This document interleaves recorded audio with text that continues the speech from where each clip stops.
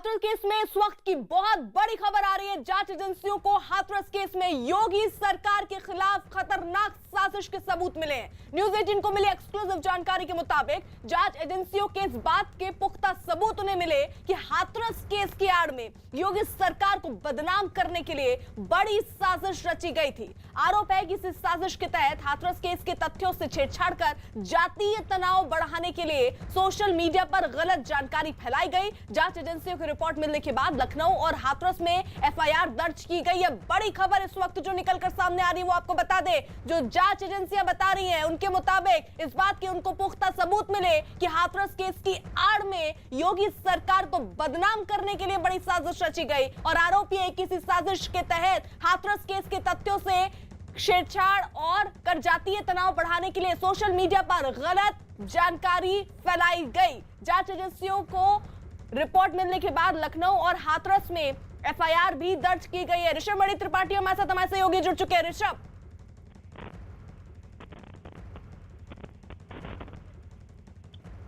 अर्पिता, देखिए, लखनऊ में 2 एफआईआर दर्ज हुई है, हाथरस में एक एफआईआर दर्ज की जा रही है। लखनऊ में जो एफआईआर दर्ज हुई है उसमें एक मुन्ना यादव नाम के व्यक्ति का फेसबुक पेज है जिसमें एक पोस्ट शेयर की गई थी जिसमें सीएम योगी को आपत्तिजनक टिप्पणी के साथ में दिखाया गया था, उसको शेयर भी किया गया था। उस फेसबुक पोस्ट के खिलाफ हुई है। एक कथित पत्रकार के खिलाफ भी एफआईआर दर्ज हुई है। हाथरस में एक एफआईआर दर्ज करने की पूरी तैयारी कर ली गई है। जांच एजेंसियां जो हैं और यूपी की जो साइबर सेल है उनको ऐसे इनपुट्स मिल रहे हैं कि यूपी में हाथरस के बहाने जातीय तनाव फैलाने की पूरी कोशिश की गई थी, जिसमें सड़क से लेकर सोशल मीडिया तक साजिश रची गई थी। उस साजिश के सबूत भी मिले हैं, जिसके बाद एक गंभीर धाराओं में एफआईआर दर्ज करने की तैयारी हो रही है। ऐसा बताया जा रहा है कि कुछ पॉलिटिकल पार्टीज और कुछ ऐसे संगठन थे जिन्होंने इसमें हाथ मिलाया है, बाकायदा फंडिंग भी की गई है और सोशल मीडिया के माध्यम से तनाव फैलाने की पूरी कोशिश की गई है। जबकि सरकार की ओर से ये कहना है कि हम लगातार ये कोशिश कर रहे थे, हमने एसआईटी बना दी थी, जो 4 आरोपी थे उनको गिरफ्तार करके जेल भी भेज दिया था। फास्ट ट्रैक कोर्ट में चलाने का ये पूरा मामला वो भी शुरुआत हो चुकी थी। बावजूद इसके ऐसा महसूस किया जा रहा था कि इस मामले को लगातार भड़काने की कोशिश की गई है और इस मामले को जातीय रंग देने की कोशिश की गई है। कुछ ऐसे इनपुट्स मिल गए हैं उत्तर प्रदेश की जांच एजेंसियों को, लिहाजा अब सख्त कार्रवाई की तैयारी की जा रही है। अर्पिता, ऋषभ, ये जो एफआईआर दर्ज हुई है ये किसी के खिलाफ अभी तक हुई है? कोई फेसबुक पोस्ट करने वाला या किसी के खिलाफ हुई है ये एफआईआर? देखिए, लखनऊ में जो 2 एफआईआर हैं वो नेम्ड एफआईआर है जिसमें कुछ अज्ञात लोग भी शामिल है। एक मुन्ना यादव नाम के फेसबुक पेज पर है और एक कथित पत्रकार के नाम पर है। और हाथरस में एक एफआईआर दर्ज करने की तैयारी हो रही है जिसमें कुछ कॉल रिकॉर्ड्स भी शामिल हैं, कुछ सोशल मीडिया पोस्ट शामिल हैं, कुछ ऐसे पोस्ट भी शामिल हैं जो पूर्व में देश के अलग अलग जिलों में कोई हिंसा हुई थी उनके वीडियोस डाले गए हैं, उनके फोटोग्राफ्स डाले गए हैं, उन सब को लेकर पोस्ट की जा रही है। कुछ सोशल मीडिया अकाउंट्स हैं, कुछ वेरीफाइड ट्विटर हैंडल्स हैं, इन सब के उसमें नाम शामिल होंगे। ऋषभ, उसी के साथ साथ कुछ ऑडियो क्लिप्स भी बाहर आई थी, सामने आई थी, जिसमें भी कई शक गहरा रहे थे। हालांकि उसकी पुष्टि हम नहीं करते हैं। क्या उसके खिलाफ भी एक्शन के मूड में है? जी हाँ, बिल्कुल। कुछ ऑडियो ऐसे हैं जिससे ऐसा लग रहा है कि हाथरस के कांड में जातीय तनाव का रूप देने की कोशिश की गई थी। मीडिया का कुछ संगठनों ने गलत इस्तेमाल किया है, पीड़िता के परिवार वालों को कुछ लोगों ने भड़काया है, उसको भी एफआईआर में शामिल किया जा रहा है। उन ऑडियो टेप्स की सत्यता की जांच होगी, उसका परीक्षण होगा, फॉरेंसिक जांच होगी और इसके बाद जो भी दोषी होगा उसके खिलाफ सख्त कार्रवाई की जाएगी, ऐसा हमसे सूत्र बता रहे हैं। तो बड़ी खबर इस वक्त की जो हमारे सहयोगी पहुंचा रहे हैं हाथरस केस पर, इस वक्त की सबसे बड़ी खबर, जांच एजेंसियों को हाथरस केस में योगी सरकार के खिलाफ खतरनाक साजिश के सबूत मिले हैं। न्यूज 18 को मिली एक्सक्लूसिव जानकारी के मुताबिक जांच एजेंसियों को इस बात के पुख्ता सबूत मिले कि हाथरस केस की आड़ में योगी सरकार को बदनाम करने के लिए बड़ी साजिश रची गई थी। आरोप ये कि इसी साजिश के तहत हाथरस केस के तथ्यों से छेड़छाड़ कर जातीय तनाव बढ़ाने के लिए सोशल मीडिया पर गलत जानकारी फैलाई गई। जांच एजेंसियों की रिपोर्ट मिलने के बाद लखनऊ और हाथरस में एफआईआर दर्ज की गई है। ऋषभ, यानी ये लखनऊ और हाथरस में जो एफआईआर दर्ज हुई है इसके अलावा भी कोई एफआईआर दर्ज हो रही है? देखिए, अलग अलग जिलों में ये कह दिया गया है कि जिस जिले की साइबर सेल को ऐसा लगता है कि उनके यहाँ कहीं माहौल बिगड़ा है हाथरस से जुड़ी हुई सोशल मीडिया पोस्ट को लेकर के, तो उनको एफआईआर जरूर दर्ज करनी चाहिए और उसकी जांच करनी चाहिए। क्या संगठित रूप से सेंट्रलाइज तरीके से ये किया गया है या जिलों में भी इनको बांटा गया है? तो ऐसे स्पष्ट निर्देश दे दिए गए हैं सभी जिला पुलिस को, और जिन जिलों में साइबर थाना है या जिन जिलों में साइबर सेल है उनसे भी कह दिया गया है कि सोशल मीडिया पे लगातार निगरानी बनाए रखें, और अगर उनको महसूस होता है कि किसी सोशल मीडिया पोस्ट के जरिए जातीय तनाव भड़काया जा रहा है तो उसके खिलाफ सख्त कार्रवाई की जाए, उस पर एफआईआर दर्ज की जाए। तो ये मुमकिन है कि आने वाले कुछ समय में कुछ और जिलों में भी ऐसी भड़काऊ और आपत्तिजनक भ्रामक सोशल मीडिया पोस्ट पर एफआईआर की जाए, और जब जांच होगी तो जाहिर सी बात है उस जांच के सिरे कुछ संगठनों तक भी पहुंचेंगे। अर्पिता, तो जिस तरीके से ऋषभ जानकारी दे रहे हैं, फिलहाल एफआईआर दर्ज हुई है लखनऊ और हाथरस में ये एफआईआर दर्ज की गई है, और ऐसा शक जताया जा रहा है कि भड़काने की कोशिश थी, और इसी के तहत अभी फिलहाल एफआईआर दर्ज किया गया है। तो हाथरस में सियासी हंगामा भी जारी है। समाजवादी पार्टी और आरएलडी कार्यकर्ताओं ने पीड़ित के गांव के बाहर प्रदर्शन किया। दोनों पार्टियों के कार्यकर्ता जबरन गांव में घुसने की कोशिश कर रहे थे, तभी पुलिस से उनकी झड़प हुई। पुलिस ने भी लाठियां भांजकर प्रदर्शन कर रहे कार्यकर्ताओं को खदेड़ा। गांव के बाहर ही रोके जाने पर दोनों पार्टियों के कार्यकर्ता भड़क गए और नारेबाजी करने लगे। इस झड़प में कई पुलिस वालों को भी चोट लगी। हालांकि समाजवादी पार्टी के एक प्रतिनिधिमंडल को पीड़ित के घर जाने की इजाजत मिली, जहां उन्होंने पीड़ित परिवार को हर मदद का भरोसा दिलाया। चौधरी पर लाठीचार्ज हो रहा है यहाँ पर। चौधरी पर लाठीचार्ज हो रहा है। तस्वीरों में देखिए चौधरी खड़ी है।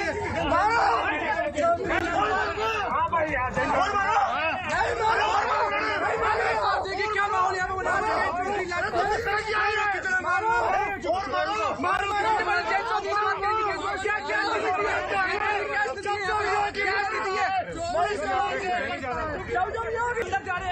तस्वीरें सबसे पहले न्यूज 18 अपने दर्शकों को दिखा रहा है। पुलिस ने लाठीचार्ज यहाँ पर कर दिया है। आप देख रहे हैं किस तरह से पुलिस ने लाठीचार्ज किया है। आप देखिए, सबसे पहले देखिए न्यूज 18 एक्सक्लूसिव तस्वीरें।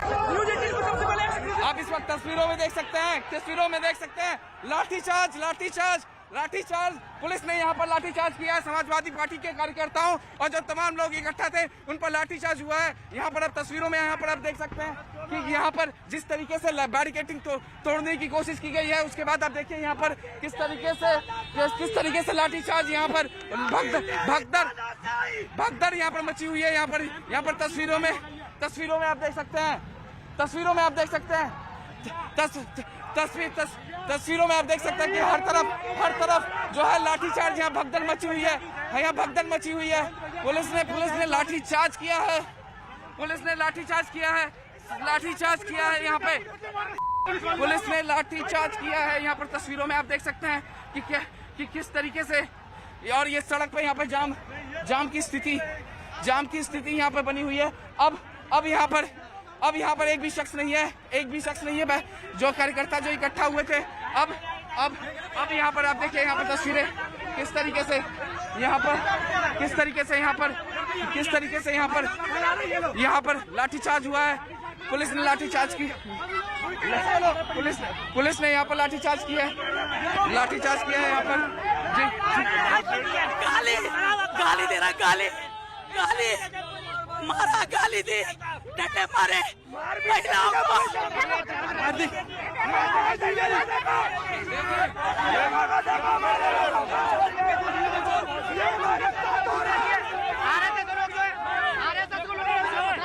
देखो लाठीचार्ज हुआ है यहाँ पर। जिस तरीके से समाजवादी पार्टी के कार्यकर्ता जो है बैरिकेडिंग तोड़ने की कोशिश कर रहे थे। 144 धारा लगी हुई थी इलाके में। पुलिस बार बार इन्हें समझा रही थी कि 144 धारा लगी हुई है, लेकिन आप तस्वीरें देखिए लगातार जो है यहाँ पर लाठीचार्ज हो रहा है। यहाँ पर लगातार जो है लाठीचार्ज हो रहा है।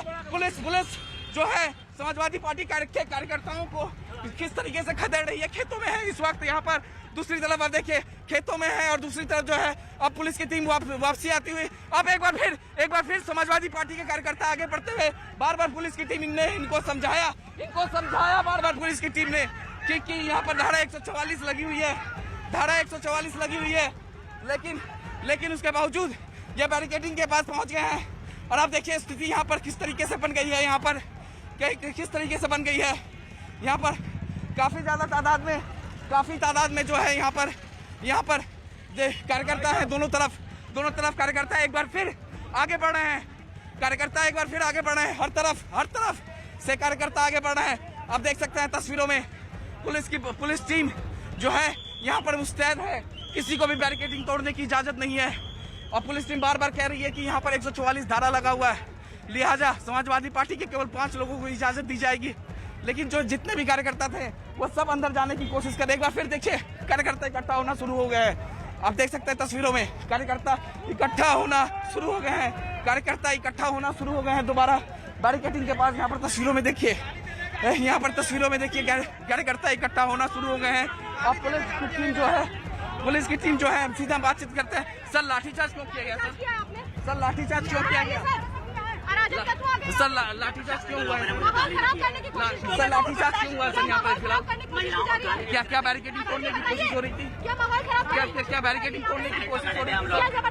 क्या बैरिकेडिंग तोड़ने की कोशिश हो रही थी? फिलहाल जो अधिकारी हैं वो कुछ भी बोल रहे हैं। एक बार फिर से देखिए महिला कार्यकर्ता आगे बढ़ने की कोशिश कर रही हैं तो उन्हें जो है जो महिला पुलिस है वो पीछे की तरफ ढकेल रही है। आप देखिए यहाँ तस्वीरों में महिला कार्यकर्ताओं को पीछे ढकेला जा रहा है। यहाँ पर महिला कार्यकर्ता जो है दोबारा आगे बढ़ने की कोशिश कर रही है। एक और तस्वीर कार्यकर्ता दोबारा इकट्ठा होने लगे हैं। कार्यकर्ता दोबारा इकट्ठा होने लगे हैं। कार्यकर्ता दोबारा इकट्ठा होने लगे हैं। यहाँ पर देख सकते हैं आप तस्वीरों में कार्यकर्ता दोबारा इकट्ठा होने लगे हैं, नारेबाजी कर रहे हैं। तो दूसरी तरफ बैरिकेडिंग के पास और फिर बैरिकेडिंग के पास यहाँ पर कार्यकर्ता पहुँच गए हैं। कुछ कार्यकर्ता अंदर जाने की कोशिश कर रहे हैं। महिला पुलिस रोकी हुई है यहाँ पर। तो अब से थोड़ी देर पहले किस तरीके की स्थिति वहां पर थी फिलहाल वो हमने आपको दिखाएगी। जरा तस्वीरें देख लीजिए। आरएलडी का प्रदर्शन हुआ, वहां पर समाजवादी पार्टी के कार्यकर्ता भी सुबह से ही पहुंचकर वहां हंगामा करने लगे। पुलिस वालों को भी बताया जा रहा है चोट आई है और इसी के साथ साथ एसआईटी की जांच भी जारी है क्योंकि सुबह ही टीम पहुंची, पीड़ित परिवार से बातचीत भी की गई है। वहीं हाथरस में आरएलडी कार्यकर्ता और समाजवादी पार्टी के जो कार्यकर्ता जब उन्होंने आगे बढ़ने की कोशिश की तो पुलिस वालों से उनकी झड़प भी हुई। हमारे साथ हमारे 2 सहयोगी लगातार बने हुए हैं। अमित हमारे साथ हैं जो कि हाथरस में ही है, सुमित भी हाथरस में ही मौजूद है। पहला रिएक्शन अमित, फिलहाल वहां पर स्थिति क्या कंट्रोल में है, काबू में है? जी बिल्कुल, अभी फिलहाल काबू में है अर्पिता। और मैं सबसे पहले अपने दर्शकों को यहाँ की तस्वीरें, एक पैन तस्वीर दिखा देता हूँ कि क्या स्थिति है यहाँ पर। जो पंचायत हो रही थी एक गुट की, गांव के एक गुट की जो पंचायत हो रही थी वो पंचायत खत्म हो चुकी है। और पंचायत में जो सदस्य शामिल हुए थे वो सदस्य यहाँ पर अभी पहुँच गए हैं और वो नारेबाजी कर रहे थे। तो पुलिस ने फिलहाल इन्हें हटा दिया है। जो सड़क पे जो जाम लगा हुआ था उस जाम को भी पुलिस ने हटाया है। और यहाँ पर आप तस्वीरों में देख सकते हैं, लेकिन अभी भी काफ़ी तादाद में जो है वो कार्यकर्ता यहाँ पर मौजूद हैं। तो अभी फिलहाल यहाँ स्थिति काबू में है। आप तस्वीरों में यहाँ पर देख सकते हैं। हमारे साथ यहाँ पर देवानंद हैं। देवानंद को चोटें आई हैं। देवानंद इंचार्ज हैं और पिछले 3 से 4 दिनों से लगातार यहाँ पर जो है वो बैरिकेडिंग पर के इंचार्ज थे। इन्हें चोटें आई हैं, फर्स्ट एड करवा कर ये पहुँचे हैं। अभी चोट कैसे आई पूरे सिलसिलेवार तरीके से बताइए। धारा 144 लागू है तो 5-5 व्यक्तियों का जो है डेलीगेट्स अंदर जाने के लिए परमिशन प्रशासन से मिली थी। इसी क्रम में कुछ डेलीगेट्स अंदर गए थे तो उनके साथ जो आए कार्यकर्ता थे वो ज़बरदस्ती हमारी महिला कांस्टेबल को जो है धक्का देके बैरियर तोड़ के अंदर घुसने की कोशिश की। हमारे द्वारा हल्का बल प्रयोग करके उन्हें धकेला गया पीछे। इसी क्रम में उनके द्वारा पथराव किया गया जिसमें मैं और मेरे साथ जो है कुछ साथी हमारे चोटिल हुए हैं। फिर उसके बाद जो है बल प्रयोग कर तितर बितर कर दिया गया है। वीडियो रिकॉर्डिंग करा ली गई है। धारा 144 की वायलेशन की जो भी वैधानिक कार्रवाई होगी अमल में लाई जाएगी। तो एफआईआर भी दर्ज होगा? जी बिल्कुल। तो एफआईआर भी दर्ज होगा। समाजवादी पार्टी और आरएलडी के कार्यकर्ता जिन्होंने हंगामा किया है, जो बैरिकेडिंग तोड़ने की कोशिश की है, जो उनका साफ साफ ये कहना है देवानंद का, जो कि यहाँ के इंचार्ज हैं, एफआईआर भी दर्ज होगा क्योंकि वीडियोग्राफी कराई गई है। जिस तरीके से बदसलूकी की गई है महिला कांस्टेबलों के साथ, उनके खिलाफ जो लोग भी फिलहाल इसमें शामिल हुए हैं उनके खिलाफ कड़ी कार्रवाई की जाएगी। ठीक है अमित, मैं आ रही हूँ आपके पास। सुमित भी हमारे साथ जुड़े हुए हैं। सुमित भी हाथरस से मौजूद है। सुमित, आप जहां दिख रहे हैं मुझे पीछे पुलिस का जमावड़ा दिख रहा है, भारी संख्या में पुलिस बल नजर आ रहा है और बैरिकेडिंग भी।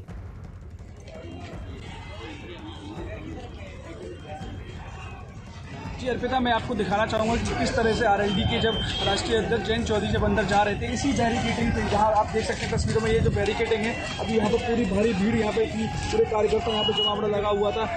पुलिस ने हल्का बल प्रयोग करके उनको तितर बितर कर दिया, यहाँ से उनको हटाया गया है। पूरी तरह से कानून व्यवस्था को बनाने के लिए पूरी व्यवस्था है, पुलिस पूरी तरह से मुस्तैद है। आप देख सकते हैं किस तरह से भारी मात्रा में पुलिस फोर्स यहाँ पर तैनात है। पूरी तरह से यहाँ पर भीड़ अभी एकत्रित थी, क्योंकि सभी कार्यकर्ताओं को यहाँ से हटाया गया है। जैसा कि मेरे सहयोगी अमित ने बताया था, अभी मेरे साथी अमित ने बताया था, तस्वीरों में दिखाया था कि किस तरह से सीओ देवानंद की चोट आई है। सीओ एटा में तैनात है देवानंद, उनकी अतिरिक्त ड्यूटी जनपद हाथरस में लॉ एंड ऑर्डर को लेकर लगाई गई है। उसके बाद से लगातार यहाँ पर लॉ एंड ऑर्डर को लेकर मामला उठ रहा था। उसके बाद से आप देख सकते हैं कि कितनी फोर्स यहाँ पे है। लगातार समाजवादी पार्टी के कर्ता सुबह से यहाँ पर एकत्रित थे, आरएलडी के कार्यकर्ता यहाँ पे भी एकत्रित थे। अभी आरएलडी के जयंत चौधरी अंदर पीड़ित परिवार से बात कर रहे हैं। अभी जयंत चौधरी अंदर से बाहर नहीं आए हैं, अभी जयंत चौधरी अंदर से पीड़ित परिवार से बात कर बाहर आएंगे। दोबारा से आरएलडी के कार्यकर्ताओं का जवाबड़ा यहाँ पर शुरू हो रहा है। धीरे धीरे आप देख सकते हैं किस तरह से तस्वीरों में सबसे पहले न्यूज़ 18 इंडिया आपको एक्सक्लूसिव तस्वीरें दिखा रहा है, किस तरह से धीरे धीरे आरएलडी के कार्यकर्ता यहाँ पे। समाजवादी पार्टी का डेलीगेशन अभी पीड़ित परिवार से बात कर यहाँ से जा चुका है। समाजवादी पार्टी के कार्यकर्ता अभी यहाँ से जा चुके हैं। पूरी तरह से पुलिस ने हल्का बल प्रयोग करके उनको तितर बितर कर दिया था, यहाँ से हटाया गया था। आप देख सकते हैं सबसे पहले न्यूज़ 18 इंडिया ने एक्सक्लूसिव तस्वीरें अपने दर्शकों को दिखाई थी। अब यहाँ देख सकते हैं कितनी फोर्स यहाँ पर पूरी तरह से तैनात है। कानून व्यवस्था धारा 144 को पूरा पालन कराने के लिए पूरी तरह से पुलिस यहाँ पे मुस्तैद नजर आ रही है। किस तरह से यहाँ पर आप देख सकते हैं पीएससी की कई बटालियन यहाँ पे सुरक्षा पर लगाई गई है। लॉ एंड ऑर्डर को मजबूती से पालन कराने के लिए पूरी तरह से यहाँ पे पुलिस फोर्स को तैनात किया गया है। अभी जयंत चौधरी पीड़ित परिवार से अंदर बात कर रहे हैं। सबसे पहले न्यूज़ 18 आपको एक्सक्लूसिव तस्वीरें दिखा रहा है। जयंत चौधरी अभी पीड़ित परिवार से बात कर आएंगे। सबसे पहले न्यूज़ 18 हम कोशिश करेंगे जयंत चौधरी से बात करेंगे कि पीड़ित परिवार से क्या बात हुई है, क्या पीड़ित परिवार ने उनसे मांग की है। अर्पिता।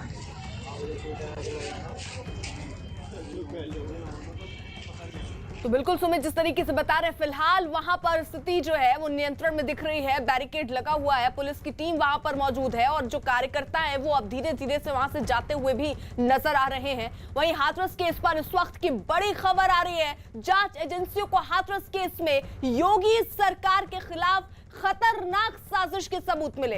न्यूज़ 18 को मिली एक्सक्लूसिव जानकारी के मुताबिक जांच एजेंसियों को इस बात के पुख्ता सबूत मिले कि हाथरस केस की आड़ में योगी सरकार को बदनाम करने के लिए बड़ी साजिश रची गई थी। आरोप है कि इसी साजिश के तहत हाथरस केस के तथ्यों से छेड़छाड़ कर जातीय तनाव बढ़ाने के लिए सोशल मीडिया पर गलत जानकारी फैलाई गई। जांच एजेंसियों की रिपोर्ट मिलने के बाद लखनऊ और हाथरस में फिलहाल एफआईआर दर्ज की गई है। तो आपको बता दें, बड़ी खबर इस वक्त की ये है, योगी सरकार को बदनाम करने की ये साजिश का पर्दाफाश हुआ है। न्यूज़ 18 को मिली एक्सक्लूसिव जानकारी के मुताबिक जांच एजेंसियों के पास इस बात के पुख्ता सबूत है कि हाथरस केस की आड़ में योगी सरकार को दरअसल बदनाम करने की ये साजिश रची गई और आरोप की इसी साजिश के तहत हाथरस केस के तथ्यों से छेड़छाड़ कर जातीय तनाव बढ़ाने के लिए सोशल मीडिया पर गलत जानकारी फैलाई गई। और जांच एजेंसियों की रिपोर्ट में यह भी कहा गया कि लखनऊ और हाथरस में फिलहाल एफआईआर दर्ज की गई है और भी एफआईआर आने वाले दिनों में दर्ज हो सकती है। कहीं से भी भड़काने वाले अगर पोस्ट किए गए हैं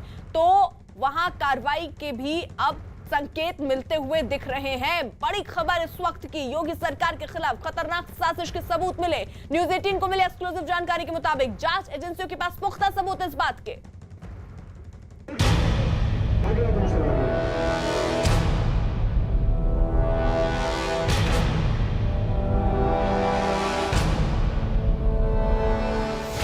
हाथरस कांड पर बड़ा पर्दाफाश।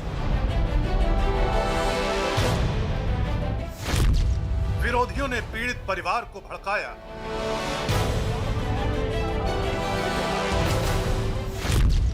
विरोधियों ने परिवार को 50 लाख रुपए देने का वादा किया।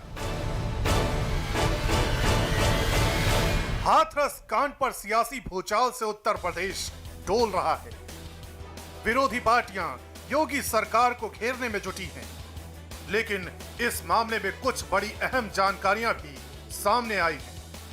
इस केस में योगी विरोधियों ने आरोप लगाए कि सरकार सच्चाई छिपा रही है और पीड़ित परिवार को बयान बदलने के लिए धमकाया जा रहा है। एक झूठ को सच साबित करने के लिए सैकड़ों झूठ बोले जा रहे हैं। आज मीडिया को छोड़ा गया तो कल क्यों नहीं छोड़ा गया? या जिस तरह से पूरा घटनाक्रम है, एडीजी कहते हैं कि बलात्कार की कोई चिन्ह नहीं। अगर आप बलात्कार के 36 घंटे के भीतर मेडिकल जांच नहीं करोगे तो बाद में बलात्कार हुआ कि नहीं ये साबित करना मुश्किल होता है। विपक्ष और विरोधी पार्टियां इसी मुद्दे पर सरकार को घेरने में लगी हैं। लेकिन अब कुछ ऐसे ऑडियो टेप और केस के बारे में एकदम शुरुआती जानकारी आई है जिस पर कई सवाल खड़े हो गए हैं। हाथरस कांड में न्यूज 18 इंडिया को 2 ऑडियो टेप मिले हैं। पहले ऑडियो टेप में एक शख्स पीड़ित परिवार से बात कर रहा है और पीड़ित परिवार को यह समझा रहा है कि जब कांग्रेस नेता प्रियंका वाड्रा हाथरस में पीड़ित परिवार के पास पहुंचे तो पीड़ित परिवार को क्या बयान देना है। जबकि दूसरे ऑडियो टेप में एक महिला पीड़ित परिवार से बात कर रही है और उस ऑडियो टेप में ये साफ सुना जा सकता है कि जो महिला है वो समझा रही है कि योगी सरकार के 25 लाख के मुआवजे पर किसी भी तरीके से सुलह ना करे। जबकि इसी ऑडियो टेप में चाचा नाम से पुकारा जाने वाला एक शख्स 25 लाख के बदले 50 लाख देगा, ऐसी बात कही जा रही है। हालांकि न्यूज 18 इंडिया अपनी तरफ से इन दोनों ऑडियो टेप की कोई पुष्टि नहीं कर रहा है। अब हम आपको पहला ऑडियो सुनवाते हैं। कुछ नहीं, ऐसा टीम आई है, कहा की टीम आई हुई है। ठीक है, वो पूरी 3 बंदे आए होंगे।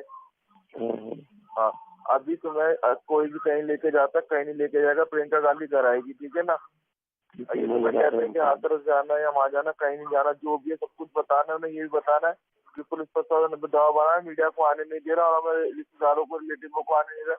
ये हमारे प्रोटेक्शन में लगा रखे हैं, ठाकुर के प्रोटेक्शन में लगा रखे हैं। जिस अंदाज में ये शख्स बात कर रहा है और बार बार प्रियंका जी आएंगी, प्रियंका जी आएंगी कह रहा है, उससे लगता है कि ये कांग्रेस का समर्थक या फिर कांग्रेस का कार्यकर्ता हो सकता है। हालांकि न्यूज 18 इंडिया इस ऑडियो की पुष्टि नहीं करता है। इस ऑडियो के साथ एक और टेप आया है, इसमें भी पीड़ित परिवार के साथ ही बात हो रही है। हाँ, राहुल हम पर 9 डाम में लगे भाई ना जी, आपको राहुल नाम है ना? राहुल आ रहा, वो कोई बड़ा मंत्री है, वो आमना दे रहे पर रोक ही लो 9 डाम में। और प्रमसा और भूगा पैदल आया ना, मन से लड़ाई झगड़ा पुलिस वाले ने रो रखी। कौन कर रहा है? टीवी पे दिखाया रहा सवेरे और दिनों का फोन आओ चाहते न कहो कि मैंने कती न कह रहा कि मोदी कह रहा कि 25 लाख रुपया और एक रूम में फैसला कर ले। तो चाचा कह रहा है कि फैसला मत होंगी। एक और हुआ कोई लड़का वो कह रहा कि 25 के बदले में 50 लाख दूंगो पर फैसला ना दूंगो में। कोई नेता है ना वो मने कर रहा फैसला ना होगा साहब। यूपी पुलिस का दावा है कि यह गैंगरेप का केस नहीं है, इसलिए सरकार ने पीड़ित परिवार के साथ साथ शुरुआती जांच में शामिल पुलिस की टीम का भी नार्को टेस्ट कराने का ऐलान कर दिया है। पुलिस का यह भी दावा है कि पीड़िता का जीव नहीं काटा गया है और घटना के तुरंत बाद का एक वीडियो न्यूज 18 इंडिया को मिला है जिसमें पीड़िता अपनी जीव दिखा रही है। परिवार की निजता और बेटी का सम्मान को ध्यान में रखते हुए न्यूज 18 इंडिया ये वीडियो नहीं दिखा रहा है। घटना के तुरंत बाद पीड़ित परिवार पुलिस के शिकायत दर्ज कराने पहुंचा था। घटना के बाद सबसे पहला बयान और इस घटना की सबसे बड़ी गवाही अब न्यूज 18 इंडिया आपको दिखाने जा रहा है। अब ऐसे गांव में है कि तू में तो होती रहती है, जो बाने ऐसा खुश लगा रही है कि घास भूखे से लौड़िया का के तब खेचे लगो बाजार में। और मैं संग न होती तो ये दूसरी बात है। मैं खरपी लगाती सब मैं करेंगे भी खेतों में दे। ये गला किसने दबाया? बुड्ढू के छोरा ने। क्या नाम है उसका? संदीप। घटना वाले दिन ही पीड़ित की मां ने यह बयान दिया था। पीड़ित की मां ने इस बयान में केवल संदीप नाम के एक आरोपी का नाम लिया है, लेकिन बाद में इस केस को गैंगरेप कहा गया। विपक्ष ने भी ये दावा किया कि बेटी के साथ दरिंदगी की और जीभ काट दी गई। ऐसा कुछ नहीं हुआ जा रहा। हाथरस को बढ़ा चढ़ाकर पेश किया गया। उस लड़की के साथ कोई भी बलात्कार नहीं हुआ है, क्योंकि वो सारी रिपोर्ट आ गई है, दिल्ली की भी रिपोर्ट आ गई है, सारी चीज़ें हैं। और कोई कारण रहा होगा, रीढ़ की हड्डी में चोट है, बाकी है। तो ये तो योगी सरकार को बदनाम करने के लिए, भाजपा की सरकार को बदनाम करने के लिए काम हो रहा है। अपने अपने दावों और अपने अपने सच के बीच सरकार ने पीड़ित परिवार सहित पुलिस टीम का भी नार्को टेस्ट कराने का ऐलान किया है। मेरे नहीं समझ आता कि प्रियंका वाड्रा जी, आप नार्को टेस्ट से घबरा क्यों रही हैं? आपको क्या आपत्ति है? सभी का कर रहे हैं, अधिकारियों को भी कर रहे हैं। आपका तो आरोप है कि अधिकारी झूठे हैं, षड्यंत्र रच रहे हैं। आज उनका नार्को टेस्ट हो रहा है तो उसमें भी आपको आपत्ति है, तो सभी का हो रहा है ना। हाथरस दरिंदगी कांड में अब योगी सरकार भी एक्शन में आ गई है। मीडिया और एक तय सीमा में विपक्षी पार्टियों के लोगों को गांव में जाने की इजाजत मिल गई है। साथ ही योगी सरकार की गाज कुछ अधिकारियों पर भी गिरी है। हाथरस के एसपी विक्रांत वीर सिंह को सस्पेंड कर दिया गया है। साथ ही सीओ राम शब्द को भी निलंबित कर दिया गया है। केस से जुड़े इंस्पेक्टर दिनेश कुमार वर्मा भी सस्पेंड हो गए हैं। उनके साथ सब इंस्पेक्टर जगवीर भी निलंबित कर दिए गए हैं और हेड कांस्टेबल महेश पाल भी सस्पेंड हो गए हैं।